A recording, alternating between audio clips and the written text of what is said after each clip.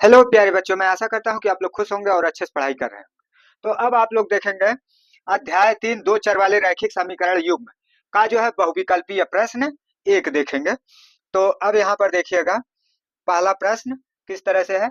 प्रश्न एक, समीकरणों 2x प्लस ए वाई बराबर एक तथा 3x माइनस 5y बराबर 7 का कोई भी हल नहीं है। कोई भी हल नहीं है या कंडीशन कौन सा है उसको हम यहाँ पर पहले नोट कर लेते हैं कि कोई भी हल नहीं है। इसके लिए हम आपको सूत्र उपलब्ध करते हैं जो हमने महत्वपूर्ण सूत्र में लिखवाया है। तो इसलिए आप उस सूत्र को देखेंगे यहाँ पर कि किस तरह से है, तो उसी के अनुसार आप जो है यहाँ पर समीकरण रखेंगे। तो यहाँ पर देखिए कोई कोई भी हल नहीं होगा। तो कोई भी हल नहीं होगा, यहाँ आपका तीसरा कंडीशन है। तीसरा कंडीशन है तो, और तीसरे कंडीशन में क्या है, a1 बटा a2 बराबर b1 बटा b2 अब बराबर नहीं है c1 बटा c2। तो इसका मतलब ये है कि आप लिखेंगे a1 बटा a2 और बराबर b1 बटा b2 अब बराबर नहीं है c1 बटा c2 के।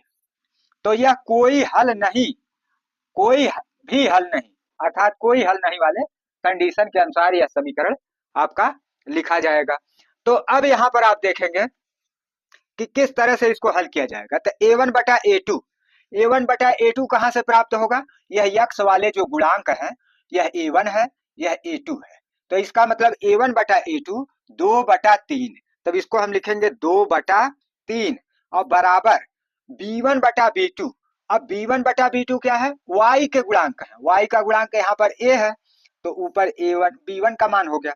अब बटे इधर वाला y का गुणांक -5 है तो बटे -5 हो गया। इसका मतलब b1 बटा b2, तो b1 बटा b2 का मान हो गया। अब हमको जो है a का मान ज्ञात करना है, तो हमें यही दोनों संबंध द्वारा ही हमको a का मान प्राप्त हो जाएगा, इसलिए तीसरा मान लिखने की कोई जरूरत नहीं है।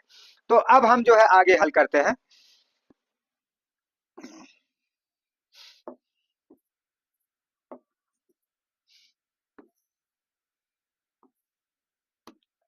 तो अब आगे देखिए आप लोग,